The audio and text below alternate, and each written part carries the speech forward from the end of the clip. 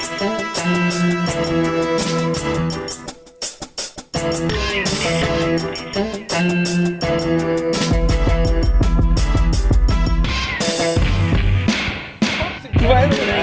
nigga, what the fuck are you holding your breath for?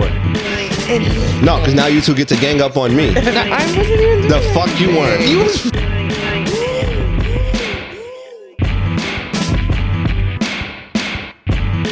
Everybody that I knew from the go. I know hoes that was right, but I knew they was broke. Like it. You sounded like a game show host. Like, This is the Minority Plus One Podcast. Chill.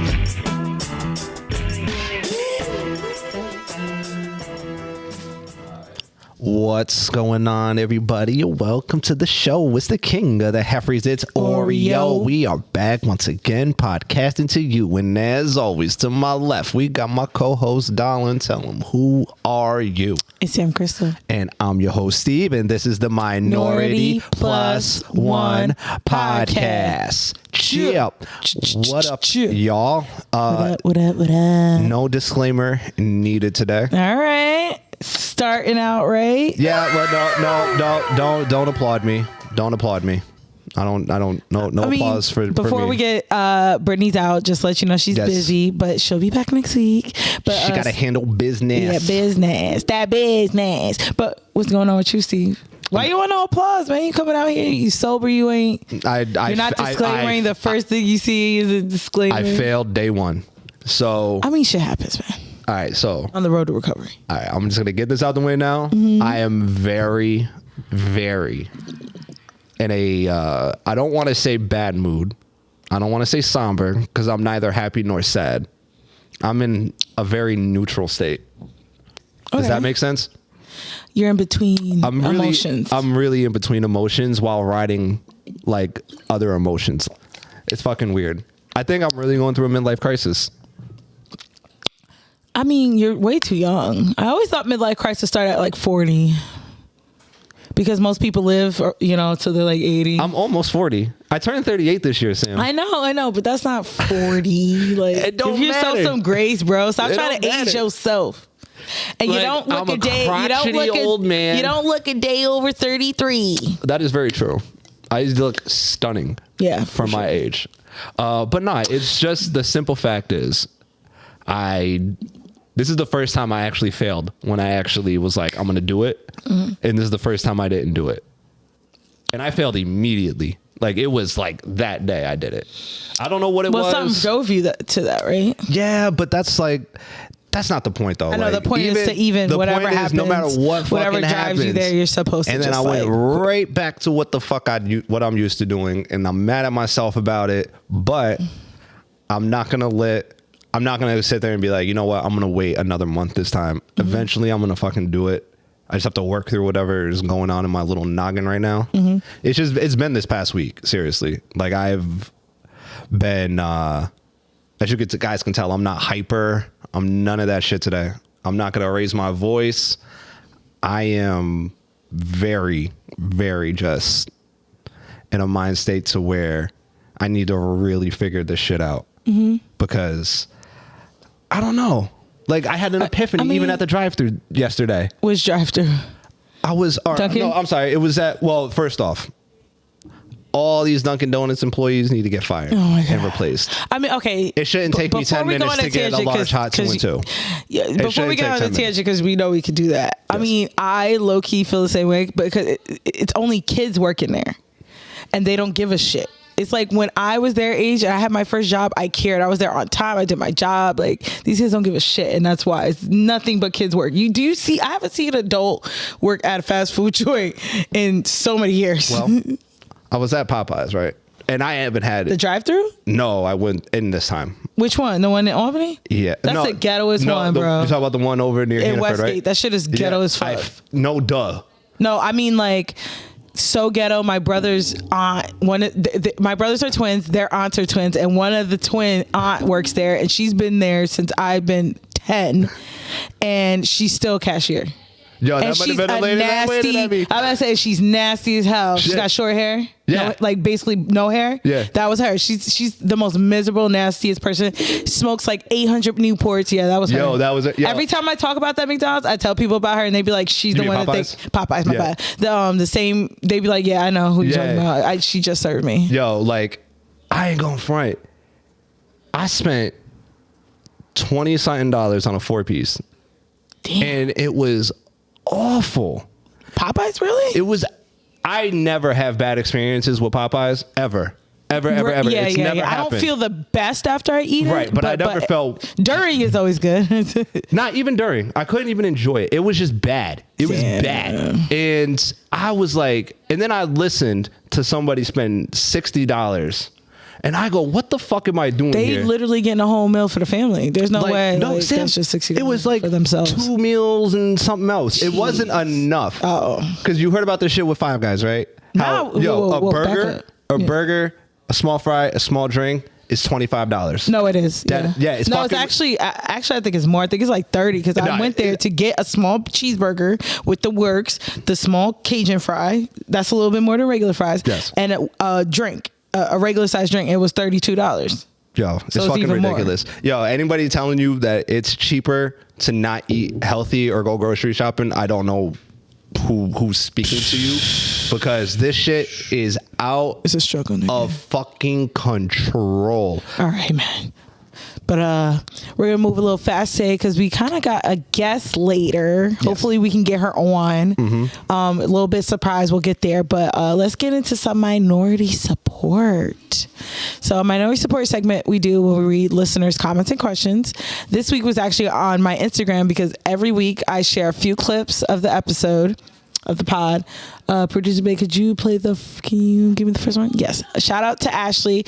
Her Instagram handle is black.white.fullofgray. And last week we had Elysia on, and it was the episode was called Loved After 30.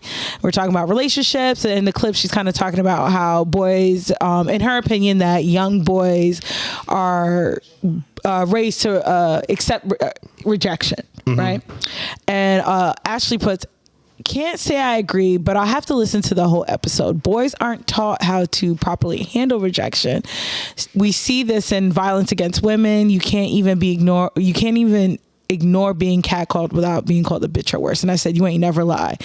We've come on here, Steve, me and Brittany ourselves have come on here and told our experiences about how, guys are catcalling you, reject a dude, and they call you, I told you I've been spit on, I've been called a bitch, dudes have tried to fight me. And look, I'm never gonna disagree with you on that. I saw just even fucking recently, even at the job, I'm fucking sitting there and this young girl, she just starts, and this fucking guy, he was already told no once. Mm-hmm. And let him know, hey, I'm only 18. He's still fucking trying. Pig. It's like, yo, nigga, get the fuck out. Fucking pig. Like, go, bro. Just take the fucking L and leave. Yeah. Like, this is what I'm saying. Because I don't support those motherfuckers, like, either. Like, I understand. And the only reason why, I'm right there with what she's saying, but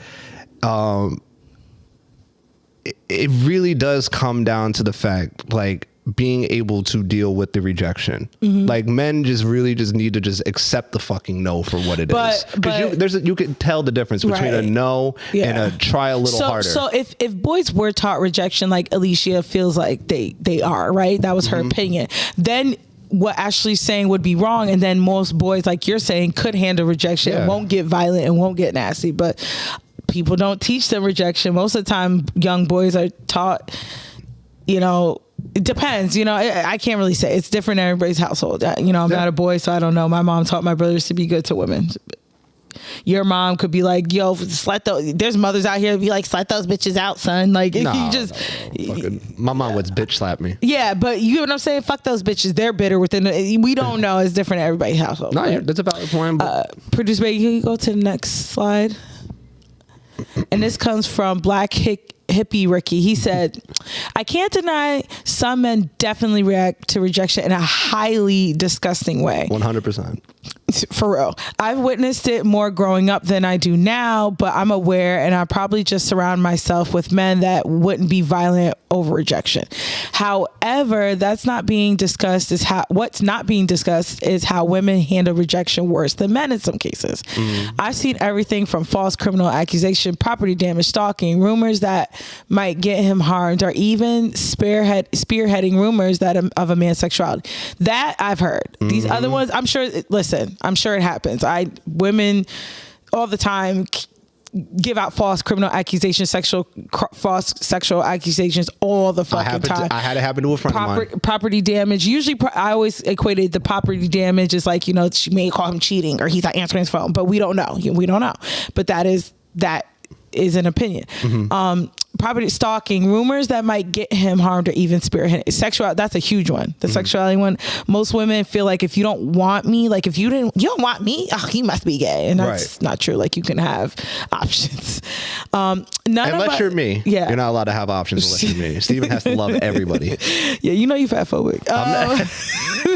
None of us are monoliths, so you can't cast a wide net with all of this. People need to learn how to handle rejection overall, not just women or men.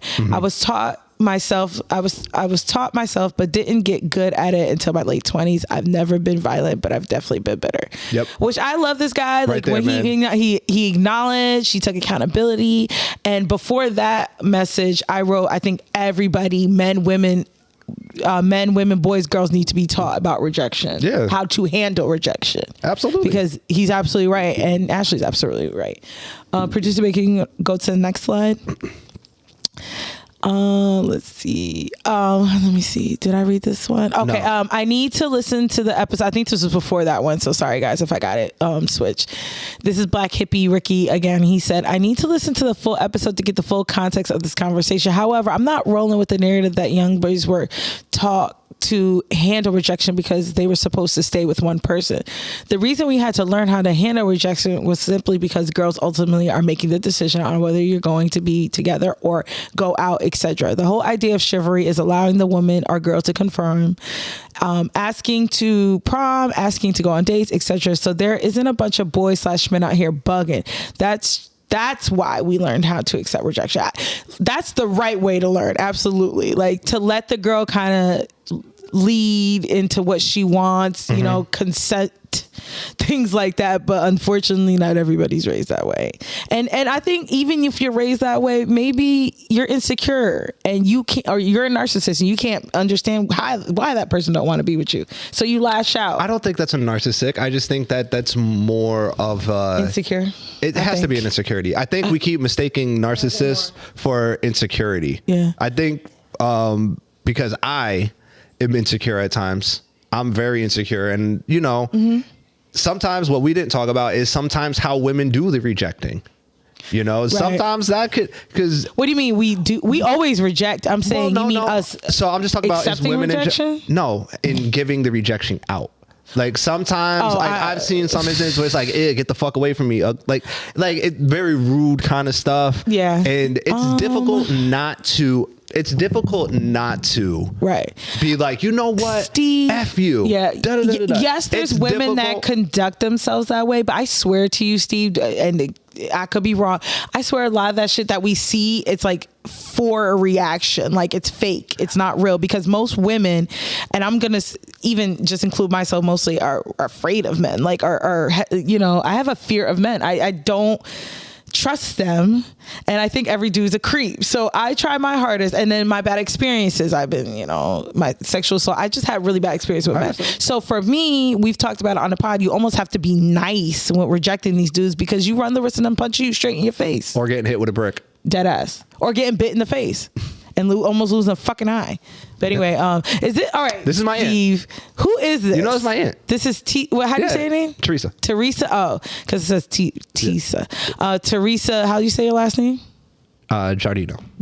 Yes. You want to read this? I can't see it. This your aunt. See it. And well, I'll read it. Okay, so what's her name? Teresa. Teresa writes. And it all depends on the same clip. She said, it all depends on how you're raised biblically. You're committing adultery, having sex outside of the marriage, point blank, period. And with a lot of you black friends. That was a lot of my black friends. Their culture was to get sex and to get it early, even though they come from Christian homes. So it all depends. And I said, I think that goes for all races, Aunt Teresa. Yes, I think she took that more of like from a hip hop culture kind of thing. So I'm only gonna come. You see me looking at you. No, I understand that. Hold on. No, so this is where Sam. This is where when somebody doesn't have like the full picture, can get something wrong. But that's the reason why. So she's not exposed to a lot of culture. No, not really. Okay, no. that's So that's fair. why. She's older. Yeah, she's not exposed to. Is she also a Bible thumper? She's very much into her religion. 100%. Okay, I can definitely tell. Everything she kind of, anytime she's ever responded with, shout out to Aunt Teresa. I appreciate you watching. I appreciate the comments, all that. Even though I may not agree with everyone's comments, I'm still gonna read it. But she always kind of incorporates the Bible. Always, and she always will. She always will. All right, y'all. So that was minority support right there. She said, "You blacks have been fucking." So yeah, I mean, taught to be fucking. Well, she was specific. I honestly think it was specifically towards hip hop. I believe it because, I mean, that was the issue with hip hop in the early 90s with the video vixens and the lyrics and stuff like that. They always felt like they promoted sex way too much. And then, TLC came through with Don't Go Chasing Waterfalls, talking about, how to protect the sexist shit. So they can't say it's all bad. Well, of course, Sam. But let's be honest though. Like, when was the last time you even heard a song with the message like of use condoms?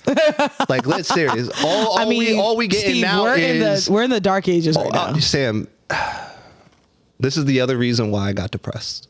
We are in a dark age of music. Real. Oh no, Sam, real I'm good. Sam, but I know you'll be excited. Mm-hmm. I know you'll be excited. It's apparently the rise of new metal is coming back. Are you serious? Dead serious.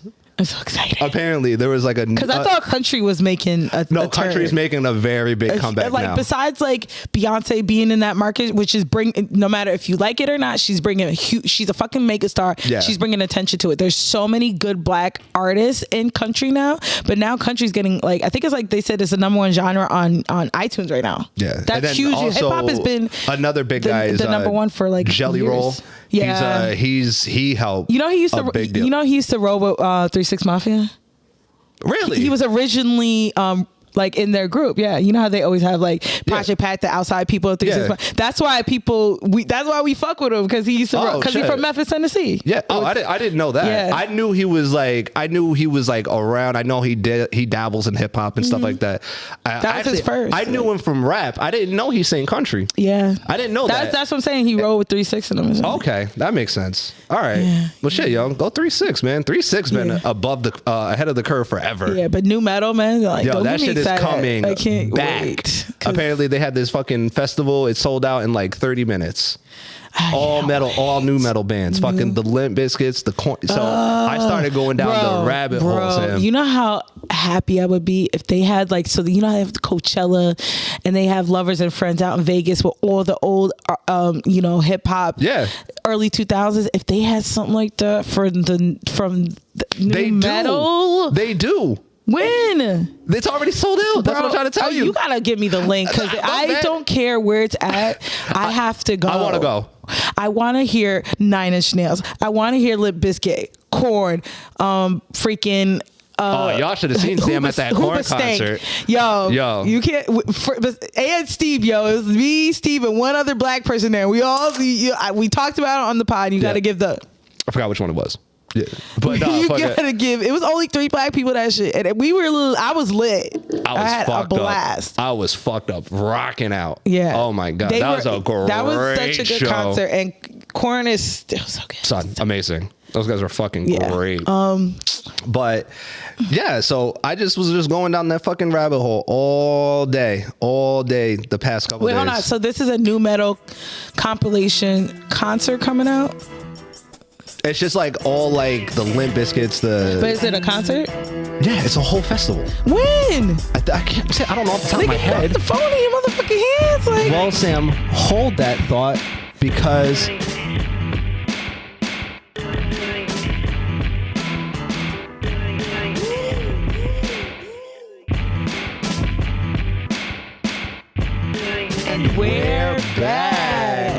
Sam. Yes. We have another lovely guest today. Do we not? Yeah, we got a special guest. Special guest. If you know anything about Albany's fashion scene, models, you know who this person is. And I know nothing about either. So our guest today is Sylvia Robinson. Hey, Woo, woo, woo. thank you for coming on, Miss Sylvia. Me. Of course. No, really, thank you for coming on. I know you just got done with practice because you have a show coming up soon in April, right? Yes. Yeah. Yes, April 13th, Washington Park, Boathouse. Well, I go to the Boathouse. I've been on The all my life. Playhouse. Yeah. It's the lake house. Yeah. So I'm glad. So you reached out and I was so happy because honestly, girl, you're like one of the legends in Albany. I've done one of your shows before. She does very like flashy, avant-garde, like fashion, right? And if anyone in Albany models, they've modeled in one of Sylvia's shows. That's for sure. All right. That's what's up. Yeah. So I wanted to ask, what even got you into fashion? Well, I started actually making clothes because my height, I was tall, I was younger, and my mom had 7 kids, and like it was hard to get, clothes that fit my Body type. height, my coat be up and legs. So my aunt and my mom and my sister, the nuns in the community, and I took they used to have home economics in school, and I started learning how to sew from different organizations and family members, especially one of my aunts. And then I was able to start making clothes for myself, and I just went from there, and I've just been making clothes ever since. Yeah. So how long have you been in the fashion industry per se, such as working with models, making clothes, things of that nature? I say 30 years, but it might be a little over 30, but about 30 years. Wow, that's older than me. Yeah. Keep thugging it out, girl. It's been a long time. It's been a very long time. That's but I amazing. actually started young ladies in the community. Yeah. I didn't really look for that model that was 5, 10, 6 feet. No, I really started working with young ladies, building self-esteem, teaching them the etiquette of fashion, the etiquette of modeling, taking them on the road, introducing them to a different scenery so far as the modeling, in the modeling world. But yeah, I do, my shows is different. I don't really do runway shows. I do runway shows, but I like doing more theatrical shows. Yeah. I like telling this. Yeah. It's almost like a performance art, like what you do. Yeah. So that don't require, I never turned anyone down on my runway at all. If you come to me, I try to work with you, and you're willing to learn and you're willing to work with me, I'm going to work with you. Yeah. That's awesome. You're definitely ahead of your time as far as with the inclusivity, because that I feel like only kind of popped off in the fashion world like only a few years ago, where people are allowing plus size models and, shorter models, thicker models, and you're definitely ahead of your time. I never done a show without full figure models. I always look for full figure models. Because I make my clothes, so I make my clothes specifically for the individual. Yeah. So what difficulties have you run across being a Black designer, Black woman designer? Do you feel like you're not taken seriously enough, or, you get your fashions out there and they don't like it? And, respectfully, Steve, the skinny white girl do the same fashions and they gonna buy it, like something like that. Sam, I never really had a problem because, like you said, I did avant-garde, and I really made my clothes for the runway. I really made my clothes for young ladies to do photo shoots. For photographers, and just thinking out of the box. But I really never had no problem. Like, no matter what city I go in, what state I go in, they love me. They love my garden. It sounds like you made a way. Like no one, you didn't accept no closed doors in your face. You're like, I make a way. I don't even got to make a door. I'm gonna make my way. This is how I do it. And that's why you never had that problem. Yeah, I build my own platforms and I share them, but I build my own platforms and I really do. Mm-hmm. So I can work with anybody. I'm willing to work with anybody who's willing to work with me, but I create my own platforms and I share my platforms with other people. But yeah. So, all right, I have a question, and this might be a little like out there, but I think you might see where I'm going with the emergence of like AI and things of that nature.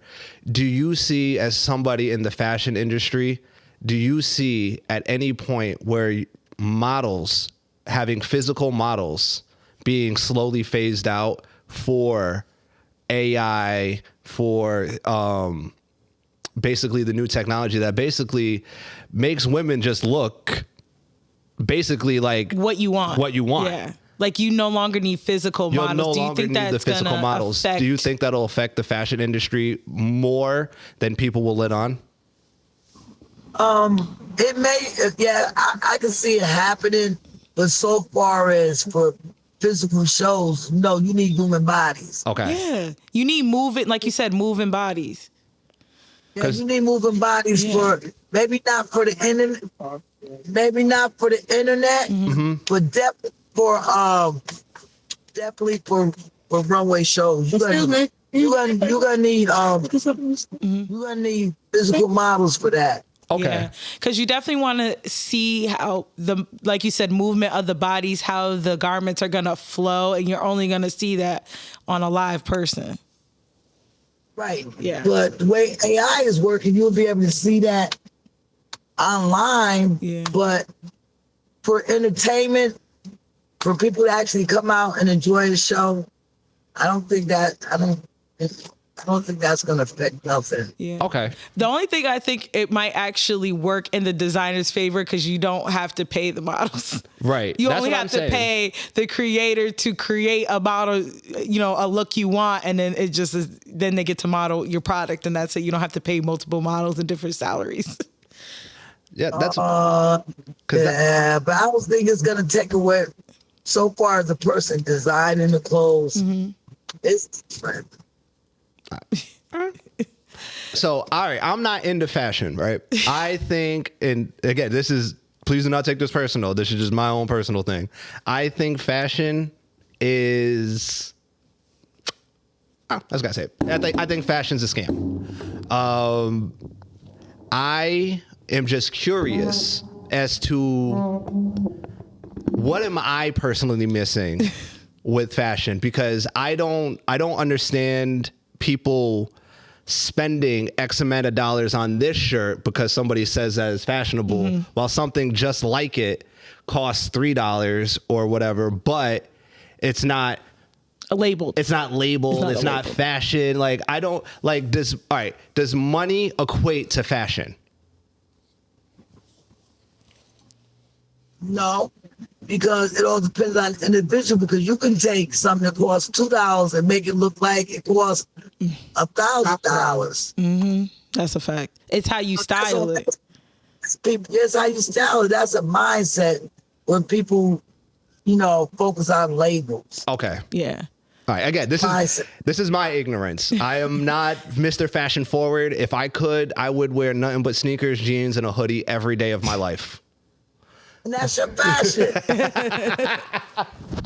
Right. But style is definitely different than fashion, right? Like you could have fashionable stuff on, right? Like you could have all Versace and you look trash, like a bum. But if you style it differently, like the $2, $3 shirt, like you said, you could look like $1 million. So like with style, you just gotta have it. It's not, I don't think that's something you could teach. Style. Are you sure? You know what? No. You're correct. Because I think you're right. All right. So how would somebody like me Like, because trust me, everybody's tried. Yeah. Everybody's tried with me. We be trying to hook Steve up, yo. We be trying to get him nice. I don't get it. I just don't get the need to look super nice. I just don't understand. That's crazy. Does that sound weird? That's so When you go and so you're not gonna go to a red carpet event with sneakers and jeans, right? I will. I'll be there with my hat backwards. Oh my God. Like, yo, what up? That's true. And then we would have to tell Steve, like, Steve, I know you're not going in like that. Like, what are you doing? So you don't have a suit. They got shoes in there. I have none of those. Got a woman that's on the side to show him that. Yeah, the woman might And be we do, as his friends, as his female friends, we do. We are he don't listen. That's your problem. You're hard-headed. You don't listen because we trying to tell you. But there's a difference between a woman and a female friend. If too. he's in a relationship and y'all about to go to a 5-star restaurant, She'll make him dress. don't make him get dressed. You can still put on your sneakers. You can also put on your suit with some sneakers and a certain type of what. But you know that, right?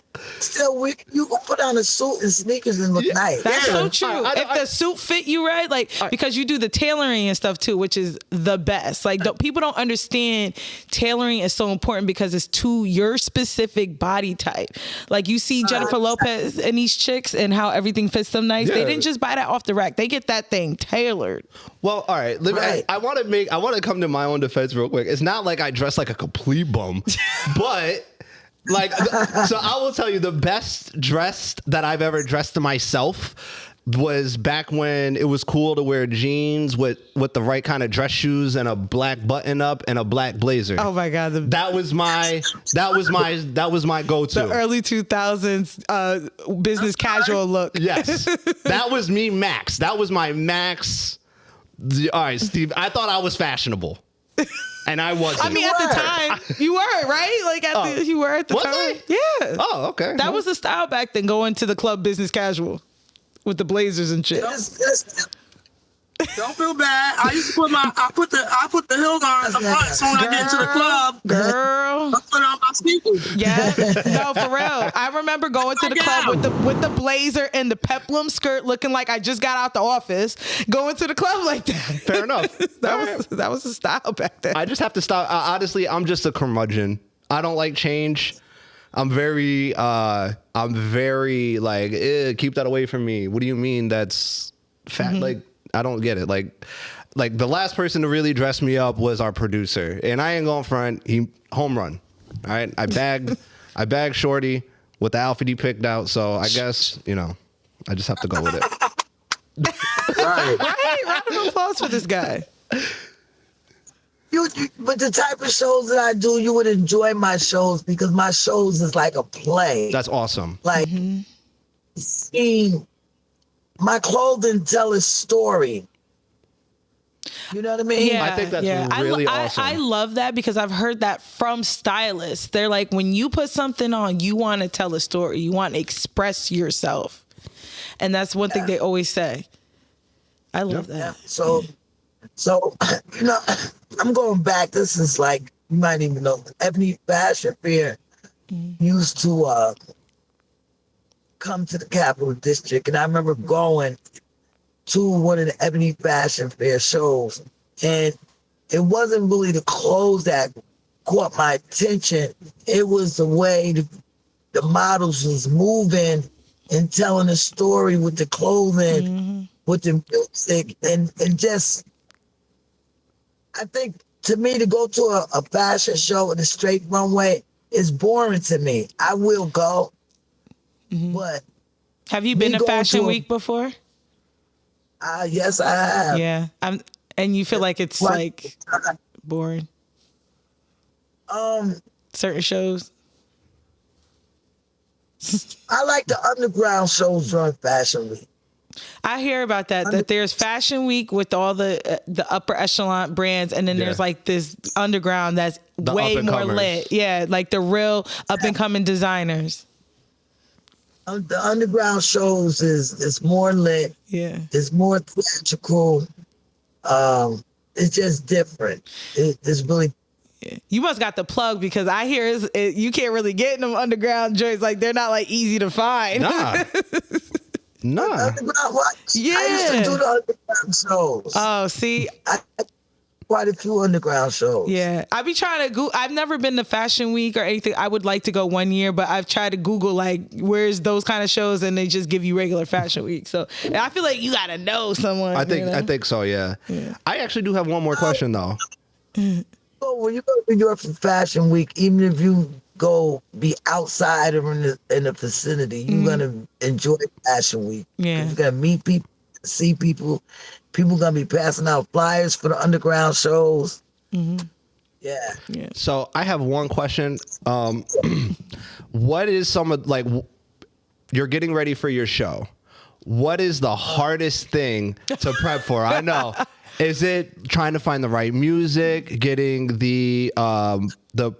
what are the main difficulties that you're dealing with getting a show ready? Because I don't think people understand putting on a freaking show. I don't know.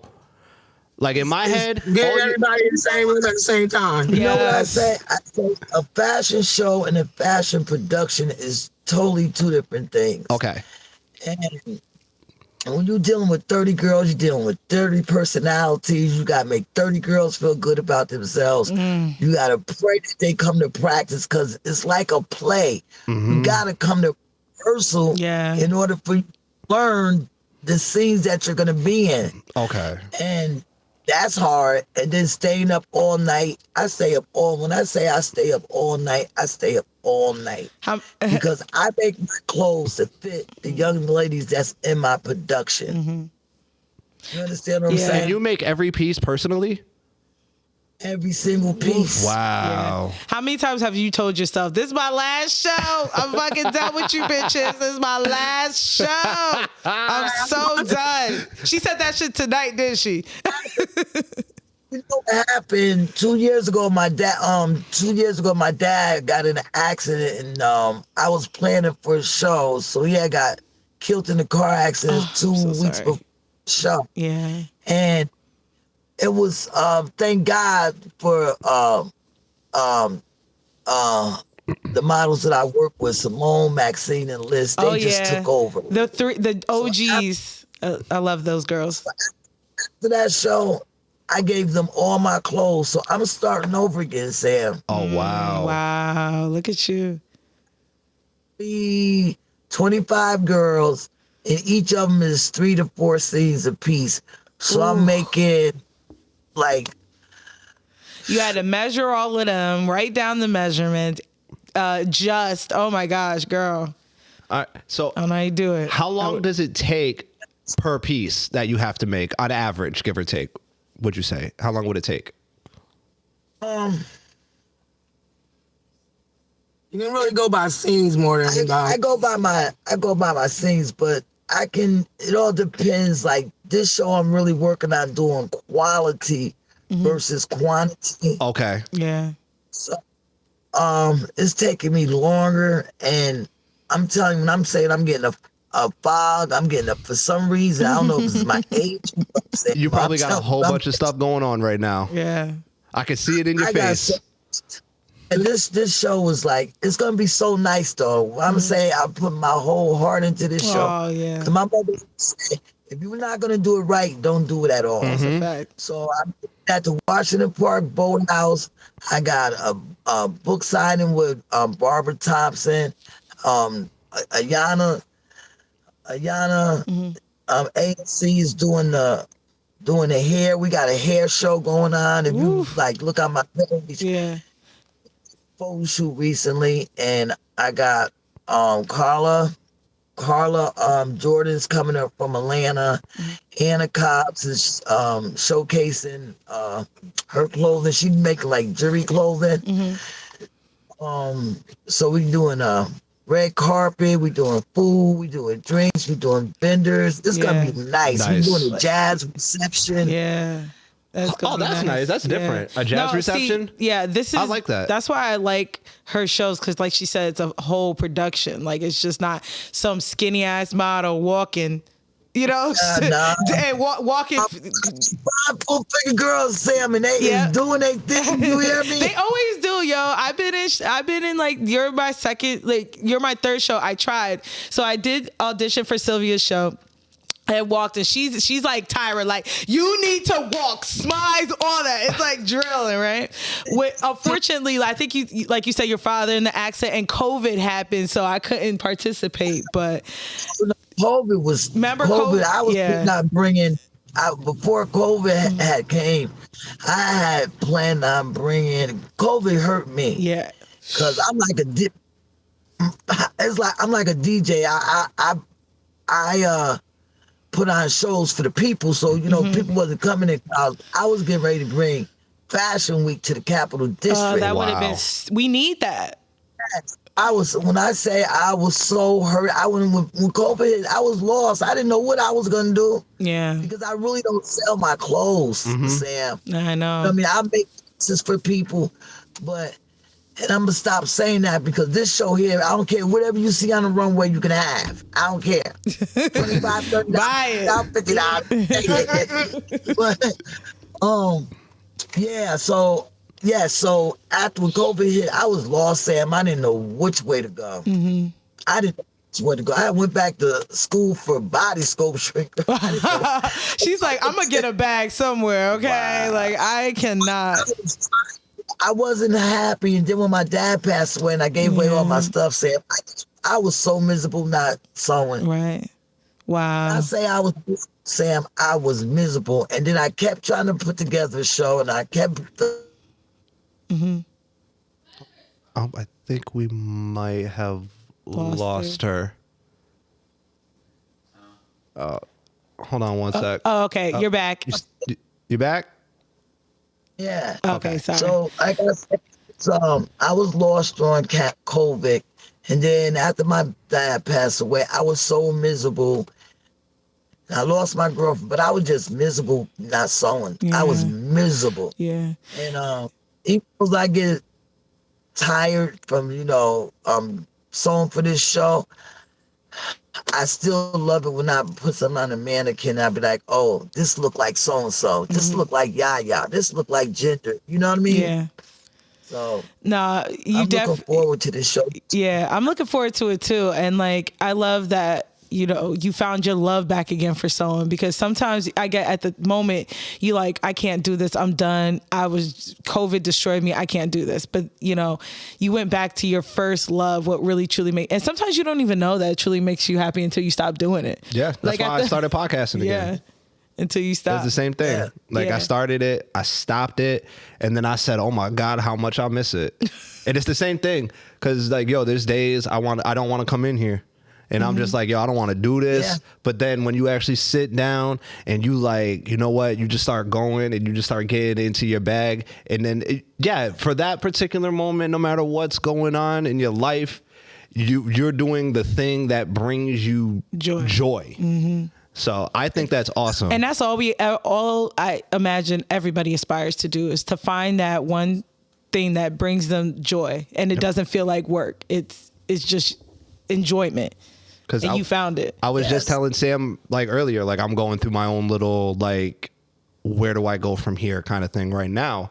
And honestly, you sharing your story kind of, just reaffirmed that I'm doing the right thing with the show. So you inspired me without you even knowing it. I just want to let you know that right now, because you have been doing this for 30 years. You have kept going and going. No matter what has happened in your life, you have stayed true to the thing that you love. And I'm telling you right now, I was personally inspired by that. So I want to just thank you, because I ain't going front. I was in a very, very cranky mood. You gotta just keep going. Yeah. You gotta keep going. Yeah. You gotta keep going. And this is why we do it. Yeah. Sometimes it's good to take a break, but when you take a break and you don't want to take a break and you keep saying, what am I doing? You feel like, why am I even existing? Yeah. You know? For real. No, for real. But before I let you go, you want to just tell the dates, just run back again what you're gonna have at the show and everything before we go? Okay, it's Hair and Fashion Takes the Runway. Is at the Washington Park Lake House. Yep. We got a book signing by Barbara Thompson.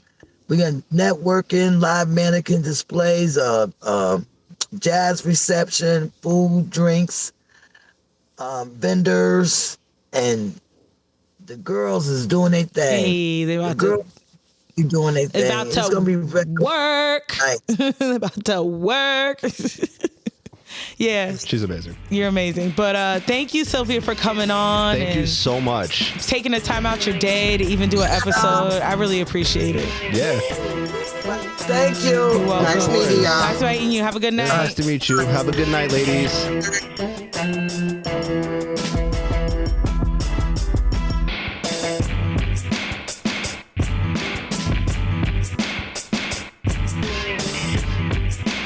And we're back. So we weren't able to play Guess What Friend Is with Miss Sylvia, but we will do it now. Right now. So Guess What Friend Is a segment we do where one of us picks a video that represents either ourselves or the other two co-hosts. Last week was mine. Producer Bay, could you play the clip for last week? And shout out to E for coming on last week. Yes. Shout out to Elisha. You were fantastic. I'm that mother. All you have to do is ask me what I really fucking think, and I will happily tell you. Why am I so angry? Steve was on one last week. I changed my answer. All right, so Steve. all right, so it's my. It's you go a little further To see these clips, All right. to get the full context. So But pause it says it. me after someone finally. As I'm already explaining, make sure you guys please go to our YouTube. You have to go to our YouTube. You have to subscribe. You have to comment and like. But if you want to see these clips, you want to get the full context, you have to go to our YouTube, MinorityPlus1, if you're listening. Because context matters. Yep. And my clip says, me after someone finally asks me how I'm feeling. Finally asks me how I'm feeling. Darkness inside of me. It wants to get out, wants to walk around.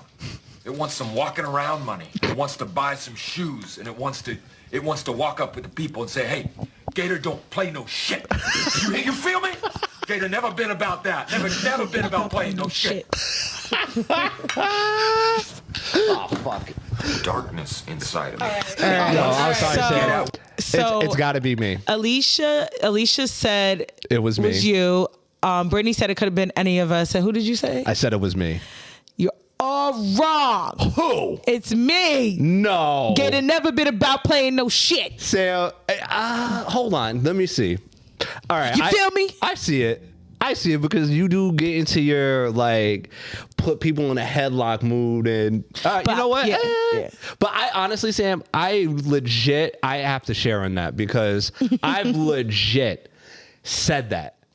That Gator never played no shit. Stephen A. never played no shit. I'm done. Y'all fucking with me? You think I'm that? What is that? I want some walking around money. And I want to buy a pair of shoes and tell him Gator don't play no shit. You feel me? He said Gator never been about playing no shit.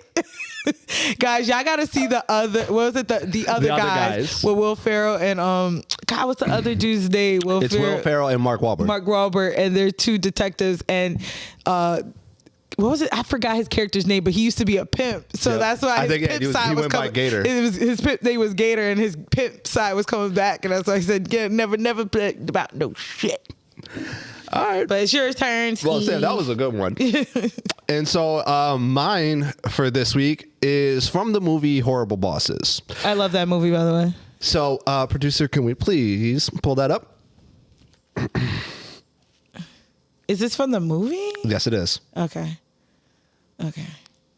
So, I'm sorry. This is from Horrible Bosses 2. All right. Answer the question. Dale had just gotten back from one of those self-service car washes, right? With the wand, with the soap. Oh, yeah, it's got everything in the one thing. Right, yeah. He simply thought, why don't they make one of these for your body? Yeah. And after we had a few beers, we came up with the shower buddy. The shower buddy. I'm sorry, that name's not official yet. So. No, he's wrong. It is. I wanted the shower daddy. shower daddy. Why is he sweating? Yeah. I have to agree with Nick. It's better than having some strange dude in the shower with you. Yeah, it's not some strange dude, Dale. As I've said many, many times, it's your buddy. Well, why would your buddy be in the shower with you? Why would your dad? Don't scream. Yo, all right, that's it right there. Oh my God. Okay, first of all, I've only seen the first one, so I never see the second one. That's funny, but why is he sweating? Well, you gotta watch, Sam. You have to watch the movie. Okay, but So, was he because like he's nervous. drugged or something? No, he's nervous. It's nerves. Okay, so is it all three of these So characters? it's all three of the characters. Okay. I don't know their names though, Steve. All right. So yeah, you're just gonna have to describe them then. Okay, clearly, Steve is the sweaty one. What? I'm the one who's like, why would your daddy be in the shower with you? Okay. And Brittany's is the other guy. All right. Well, guys, If you want to know the answer, you have to tune in next week. But make sure you comment down below. Who do Yo. you think that clip represents? Yes. Now, I got to. It does represent all three of us. Okay. That's number one. But who of the three does it represent? You have to put that down there. Right. I ain't go front. The reason why I picked that is simply because the one that I really wanted, I couldn't do it. Okay. So wait, hold on. So why was he sweating? because he was nervous. That's it? It was just pure nerves. You got to watch the movie, Sam. I remember his character being like, a little punk because Jennifer Aniston, in the first one, Jennifer Aniston's character, and she was a dentist, his boss, was like sexually harassing him, which was hilarious. You have to, it's hilarious when it's happening to a man. Yeah. No, it was because she was hot and it was wrong. But what I'm saying is the gag it's Jennifer Aniston cursing and being like, fuck my slutty little mouth. Like, that shit was so funny. I thought it was sexy. And people thought she, because she's hot, they're like, what? Remember they were clowning him. He was like, she's just fuck her. Like, what the fuck? He's and he's like, no, I love my wife. I want to be a husband. Or like, God forbid. See, this is what I'm saying. Is that God forbid he's trying to be faithful. Be a good man. He wants to be a good man to his woman that loves him. I like that movie so much. I always be like to produce, babe, give me that dong, babe. Yo, can you? How she's like, give me that dong, Dale. Yeah, but I don't need to hear that. That's what I got that from. Oh my God. So you definitely would like Horrible Bosses too. Okay, I gotta watch the first one. But the second one, the first one has me dead with the motherfucking Jones or whatever Jamie Foxx is. Yeah, motherfucking Jones. Yeah. All right. Well. All right. So you want to get into Shame Game? Yeah, let's do that. Because I have a really funny one. Let's do it. So we're just going through the segments, y'all. So Shame Game is a segment we do. Shame Gang. You know what though? Hold on.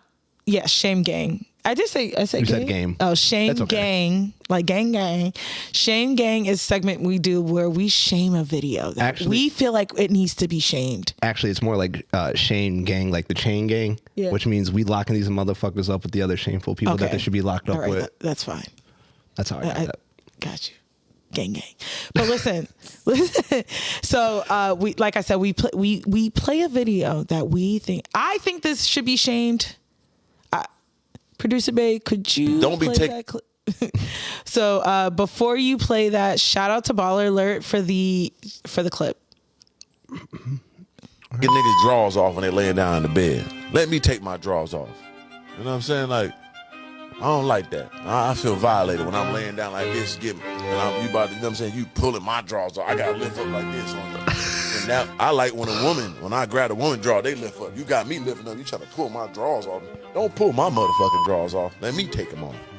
Don't do that shit no more. Happened the other day. I said, damn. And she take. So you gotta think about. I gotta lift up. Then you pulling. I gotta lift my feet up. You take it off my feet. Damn, baby. Don't do me like that. That's a violation. So don't take my drawers off, baby. No goddamn more. Take my motherfucking drawers off. Shit. I don't like that. Like that. I'm supposed to take off the panties. Don't you take my motherfucking drawers off. No. Gotta do this shit. Lift up and then I get it off my feet. Or I just supposed to keep one leg in. Fuck no.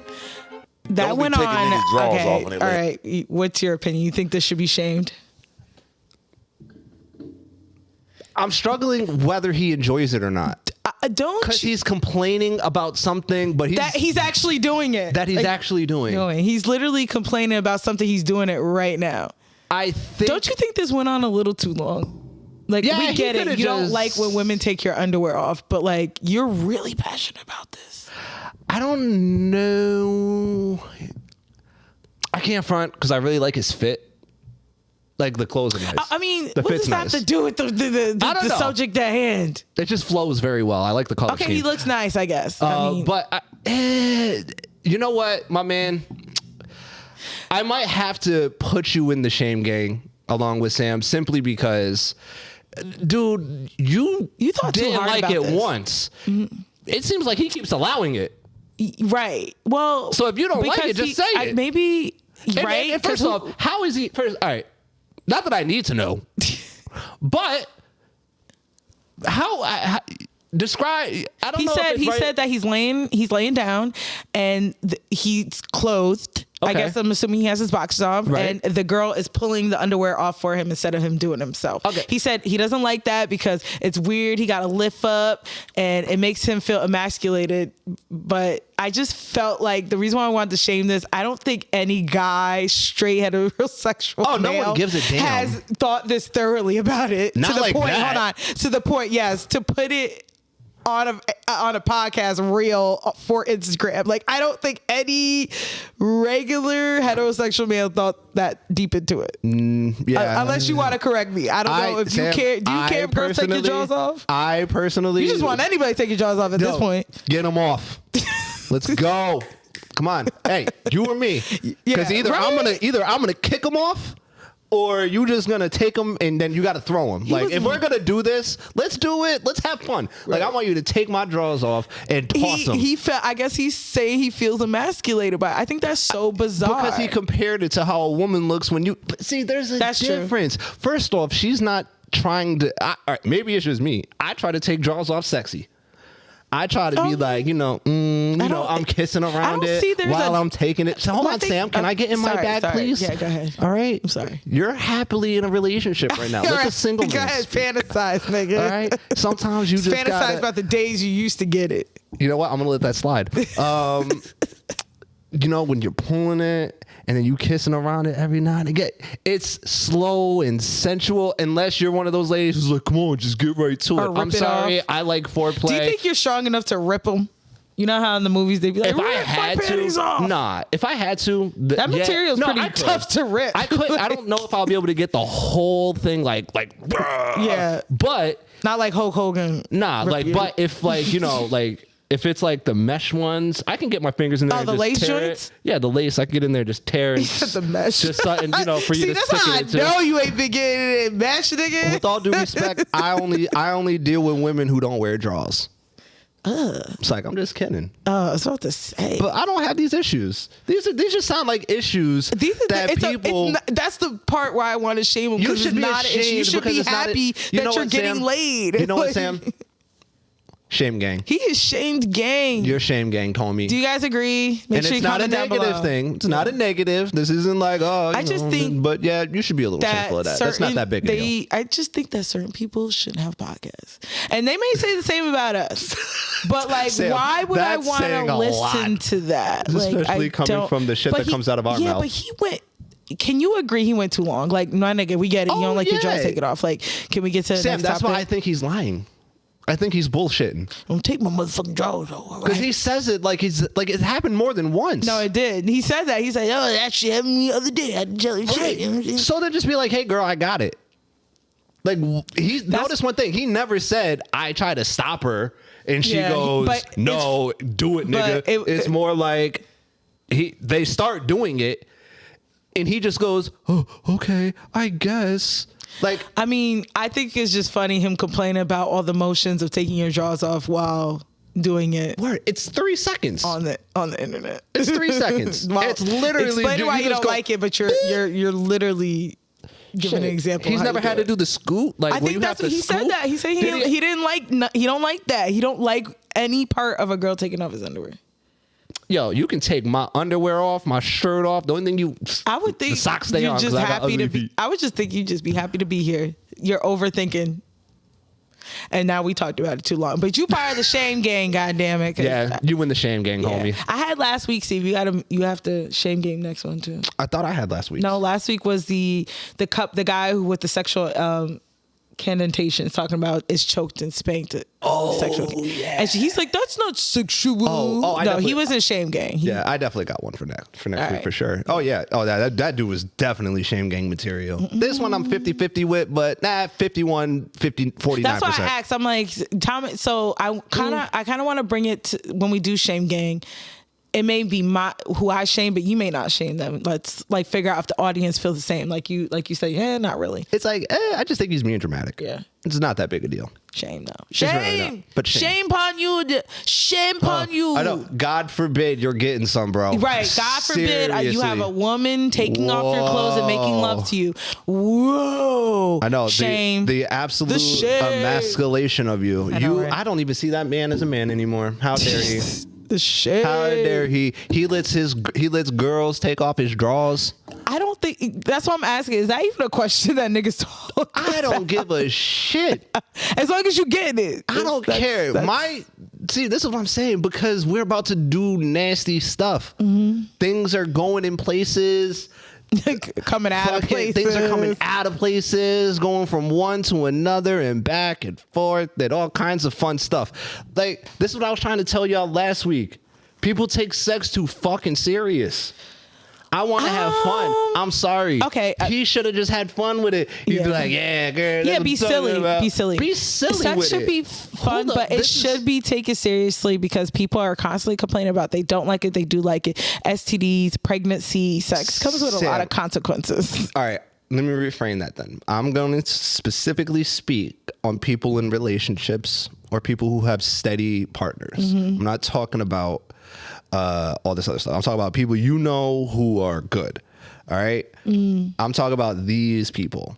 Have fucking fun. Well, him, yeah. Like if people were in the same mind frame as him, as overthinking something as silly, like he even sounds like he'd be like, don't be kissing me on my neck. That shit kind of ticklish. And I'm a grown ass man. Don't kiss me on my neck. That's what he gives me. So like someone like that who overthinks sex, yes, I agree. Just have fun with just it. Like, chill the fuck out. Who cares? Like, I'm always going to bring it back to this. Nobody cares. Nobody's going to care.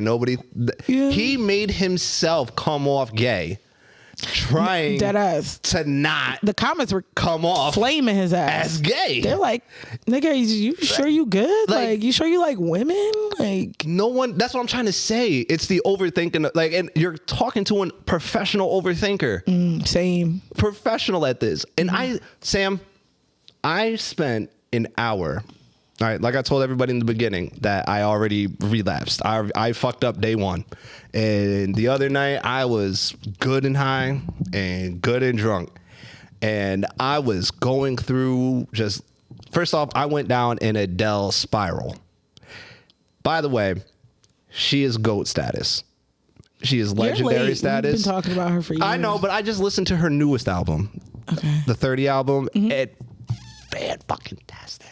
And she's so likable on top of her voice and her music and how she carries herself. She's so likable. So I went from That's why we there, like her. and then I started going through new metal. Like we were talking, I started playing Korn, Limp Bizkit, and I was just. I'd be having those nights where I play all that shit. I'd be playing Hoobastank, Red Hot Chili Peppers, like fucking God. The list goes on. Like I go Stained. God, I could just keep going. So this is what I was trying to tell you. Like I went through like a series of like. This is what I'm telling you. You went through a series of emotions. You did because you went from Adele to new metal So I went. And new metal's depressing. Like I went from literally like. I ain't going for it. I was tearing up listening to Adele. I'm like, I am so sad, and I am listening to Adele. But I also felt like after like her third album, her 30 album, I was like. It made me feel better. And I'm like, all right. And then I started playing like Korn and shit like that. I'm like, yeah. And then for some reason, I ended up going into Christian music that I used to listen to. And I was listening to these older songs. And then I started sobbing. I was in a good sob? It was a good sob. Okay. Like you needed to cry. Like I was like, God, what am I doing with my life? I was getting ready to I was getting ready again to just be like, you know what? F everything. I'm going back to Christianity. I'm done with all this. If you think it'll help you. If you miss it, if you think it'll feel something that you're missing. Do you know what I miss? And I'll be honest. I really miss the old things that gave me joy before I became an adult. Before I became an adult. With knowledge. Nigga, I feel you. And a bank account that I could afford to have it. Nigga. I'm so with you. Going back, like I realized, right? Because I've been looking up shit. Like I want to get into, and again, shout out to producer because again, another inspiration. You know, he does his sports things and stuff like that. And I was like, you know what I always wanted to fucking do? I always wanted to learn Muay Thai. Yeah. Always. Shit. Always. Start bar fights and be like, no, not even. No. It's not, Sam. I ain't trying to do all that to want to. I don't even want to put hands on people. But it's the simple fact, like, I miss doing those kind of activities. What's stopping you? Me simply being lazy bitch made. See, that's really what it is. And I ain't gonna front, Sam, every time I go home. And this is what makes me depressed. Is it just being lazy, or do you feel like you can't do it? You're not gonna be good. It's not that. It's not even about me being good. I want to do it strictly for health reasons. Yeah. But hold that thought.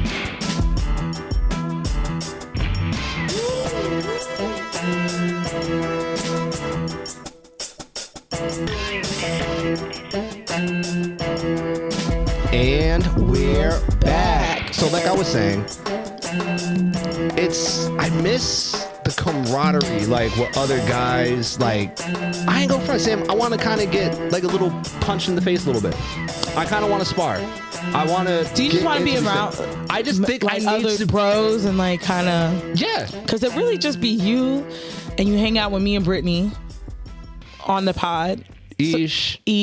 Yeah, I mean, I don't really hang out with many close people. Friends are females. Hannah or no, hold on. Like, first besides of all, Mike, this got Mike, you got my Unc, you got Hav, you got Kev, but you got other people. But everybody's got their thing. I was about to say they got their thing going on. Like you have what you got going on. Brittany got her family. I am like legit the only single motherfucker around. You're one of them. Because you don't even have kids to kind of preoccupy. But you know why I was like kind of losing it a little bit, and I'll wrap it up too. But I'd said it to myself. I was going to be very honest on this episode about just where I'm at this very second, and I was going through all those emotions. Three things really stood out.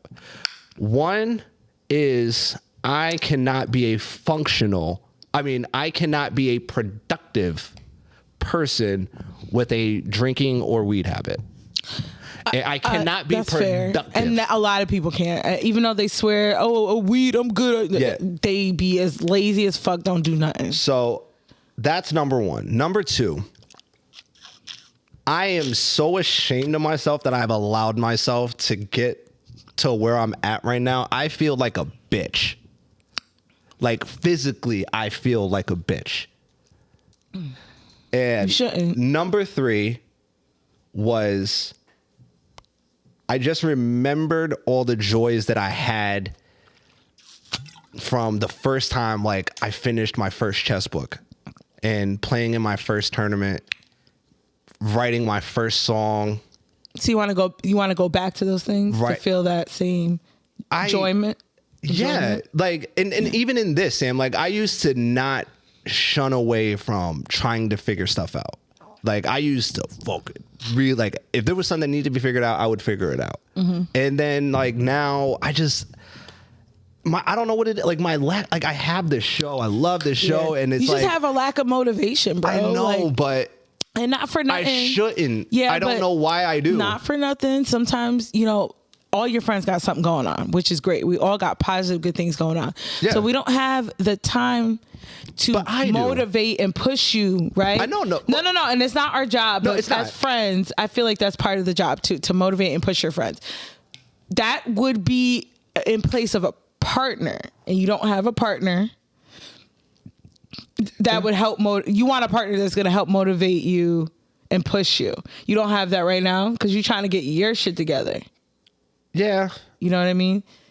I don't know. Like, I beat up on myself a lot. That's why I don't mind when people fucking whatever, because you ain't gonna say shit. Same. I told you it's the 8 mile rule. Than what I've ever said to myself. 8 mile rule. Like, you can't say nothing that I haven't said to myself in the mirror.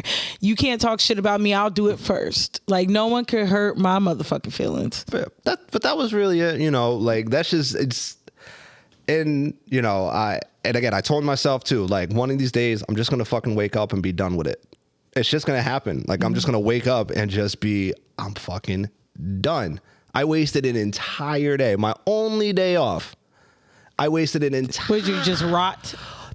That's what they call it on TikTok. It's rotting at home. I'm like, shit, I love to rot. I get you that. You need days to rot, Sam, but that's all I do though. You understand? That's fair. In order for me to do like Sam, this is the other reason why I freaking like broke down.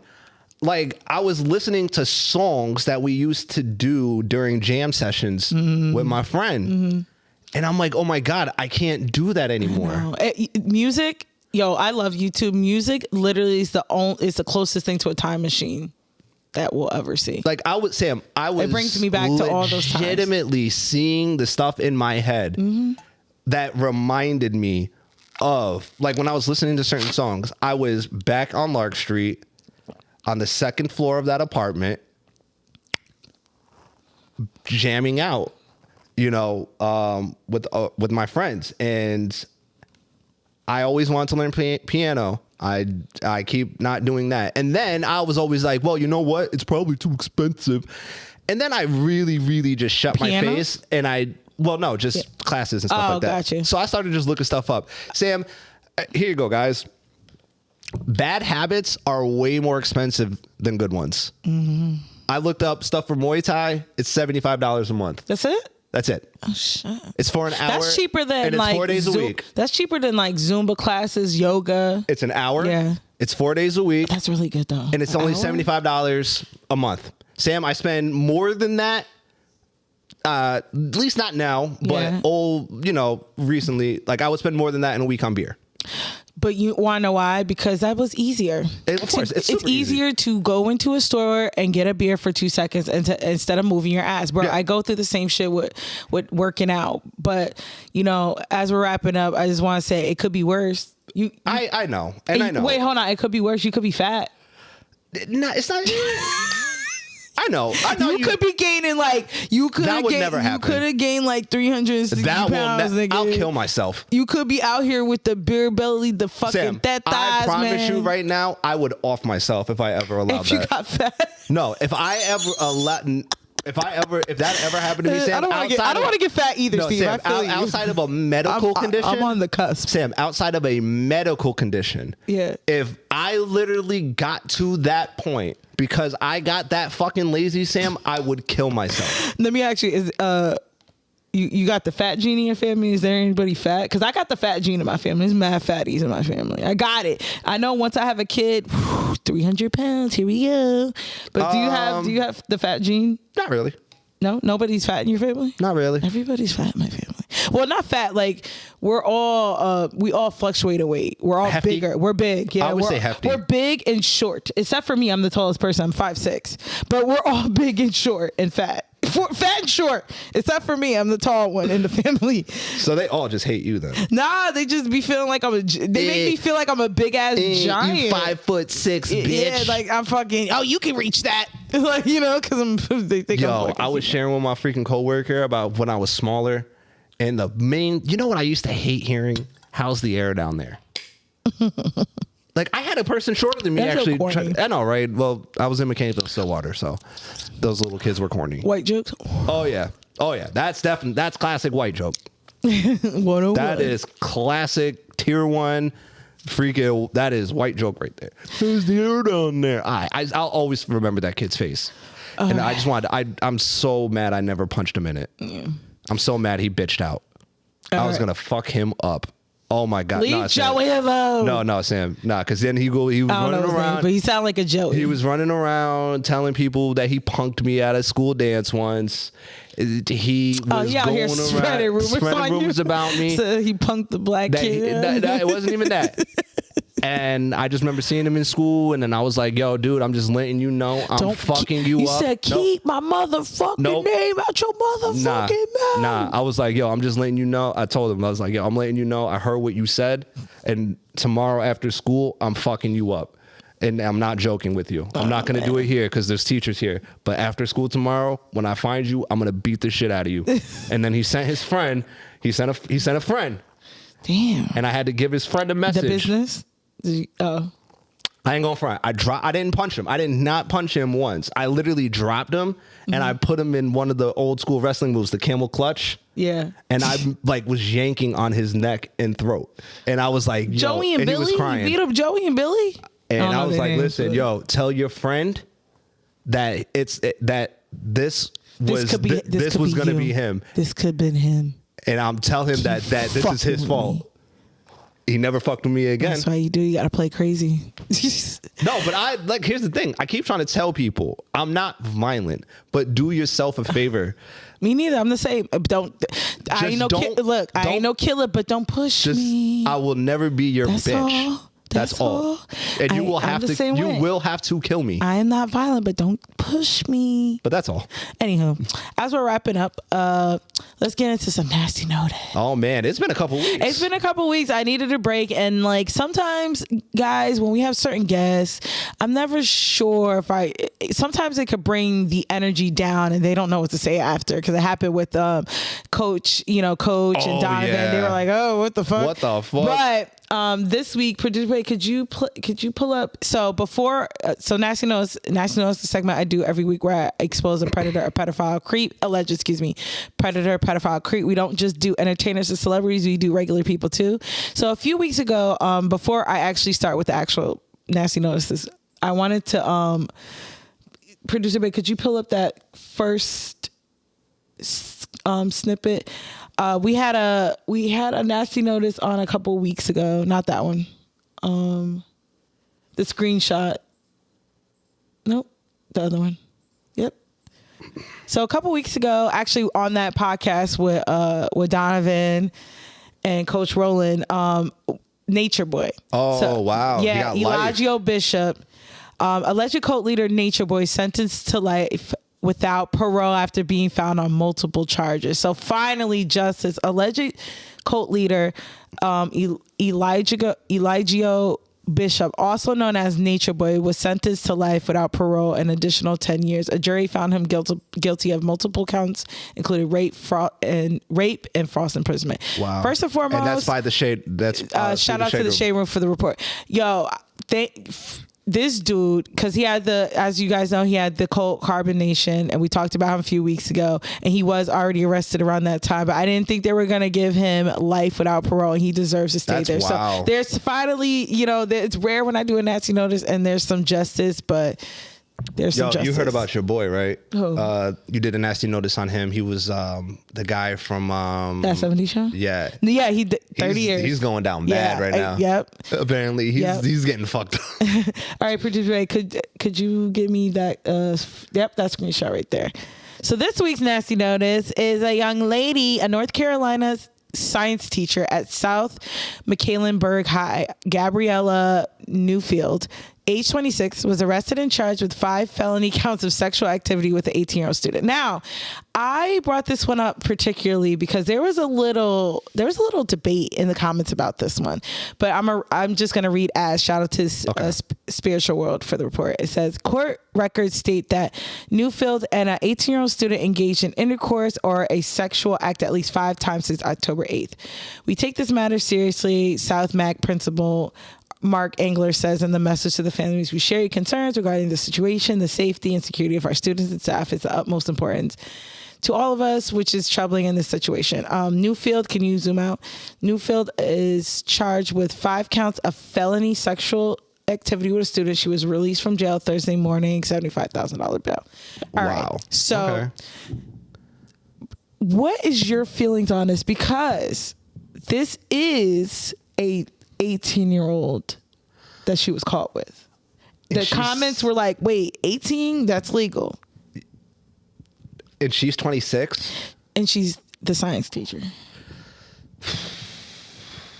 Wow, this is a hard one. Okay, my opinion, I'll just say my opinion. Yes, the child is 18 and no longer a child, is illegal in the law to date, is legally. However, she is in a position of power, right? She's authority. This is a high school. This ain't even college. Now, college, I don't like huge age gaps like that, but like in college, it would make more sense because they're adults now, made to be adults now. Well, that's not necessarily true because he would be going into college at 18. He's still the same age going into college. High school. Right, but the age is still the same. but she did it in the car like a couple miles from the school. Ew, girl, you couldn't even take them to the hotel room? You cheap. Yeah, they were filming it, all types of shit. Oh, and see, you didn't say that. Yeah, but my thing is, but that shouldn't matter. I think the fact that he's in high school, he's still in school, in high school, where other young children are, and you're his teacher. You couldn't. I agree with you in the display fact. some I agree discipline with you and restraint. in the fact that it's high school, because college is different. That's college what I mean. is supposed to be where it's more like, all right, you're really kind of supposed to It's supposed find to be yourself. for adults. This is where you find yourself. This is where you're in school by choice. It's not like you have to go to school like elementary, and you're here by choice because you're adult enough to say that this is what you want to do with your life. That makes more sense. Nobody, I don't think anybody would have bat an eyelash, because there's so many instances where professors are having relationships with their students. But this is high school. I would have to agree with you. And yes, it may be legal. It's legal, but in you the couldn't age sense. You couldn't show any kind of discipline or weight, or right until he's out of high school. And I see more and more female teachers, young and like this. If you go to our YouTube, you'll see her pretty. Yeah. That could probably get any dude they want in their age group, older, whatever, going after these little ass boys. And it's like, what is it? The attention that they give you? They have the availability. Clearly they're a child. What else are they going to do? They ain't got no fucking job. Like, I'm trying to figure out why I see more insurgents of more and more young female teachers having relations with their students, bro. Do you think there should be a minimum age to be a teacher then? It seems like at this point, because it's just more and more female. I'm telling you, I feel like it's just more and more female teachers. Like, because guess what? But we don't shame female teachers. We don't do anything when it's an attractive young female teacher. But that was that Lisa Ann Lombardi, the nasty notice I had a minute ago, from the 90s, when she had sex and got pregnant by her 13-year-old student. Oh well, yeah. I mean, yeah. I wouldn't call her a pedophile per se, this girl, but she's definitely on nasty notice. Like, damn, bitch, you couldn't you can't you could have made that the graduation present. I'd be like, control your hormones. Like, god damn. That is true. And you're in high school and also because she's in a teacher in high school. They're like looking at her like, damn, bitch, are you looking at the 16-year-olds like this too? The 17-year-olds like that? Like, why would it just stop at this 18-year-old? You can't tell me that you weren't looking at them little 15-year-olds or 16-year-olds. Like, yo, my boy had a freaking amazing joke. He's like, yo, all young adults should glow like a color. Like, they should just glow a color. That way you're not confused about how old they are. Oh, you stupid. I don't think she's confused. She clearly knows she's their teacher. But I know. I was just trying to make a joke. Lord. Gabriella Newfield, you're on Nasty Nose, and the words of the great Anton Dotson. Hide your kids, and hide your wife, and hide your husband, because they're raping everybody out here. Yeah.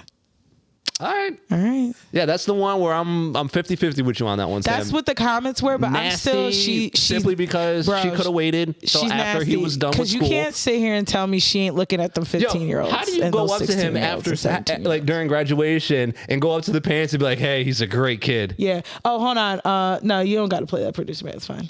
But yeah. That's kind of crazy. I don't know. To me, you can't tell me she's in danger of looking at all them damn kids.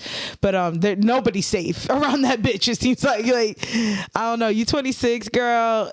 You could have get someone your own age. That's what I'm saying too. Like, you mean to tell me even at 20, you could have got someone at 20. Like, you got one of your students. You could have got a young graduate. You could have got a freshman in college. Word, you risked the bag for like one of your students. So in my mind, Steve, you can't tell me she ain't looking at the 15-year-olds, 16-year-olds, 14-year-olds. Sam, I don't know. If they look mature enough for this bitch, she fucking them. But I have no idea. And these little motherfuckers, they be looking like, I don't care what they look like. 15. She knows what age they are. I'm not disagreeing with you. I am not disagreeing with anything that you are saying at all. But I ain't going to sit here and pretend like motherfuckers don't look older than they do. Okay. Well, that's why you got to ask people's ages and looks at IDs. But hold on. I agree with you. Okay. But apparently that's rude. How dare you ask a woman her age? Oh no, you Steve, didn't. you ain't out here fishing for the kids, so you ain't got to worry about that. No, I'm not, because these kids are stupid. But if you like this episode, make sure you like this episode. Make sure you subscribe. Make sure you comment down below. MinorityPlus1 everywhere. We're still streaming on all platforms. Facebook MinorityPlus1, Instagram MinorityPlus1. If you can't find us, just Google MinorityPlus1 Podcast. Yes, and sorry I wasn't all but I just didn't. Nah, you needed a break, bro. You was tripping on the last episode. You see how angry you was? I was not angry. Or excited, whatever emotion you were feeling last episode. Why is it called anger? Why can't I just be animated? You could be passionate. Yeah, I say passionate. It was a passionate. It was discussion. A passionate discussion. And you were disclaimered. Oh, highly. Okay. Highly. All right. So shout out to Britt again for that vape. That was amazing. And that vape was great. So, everybody's favorite part. In wrapping up.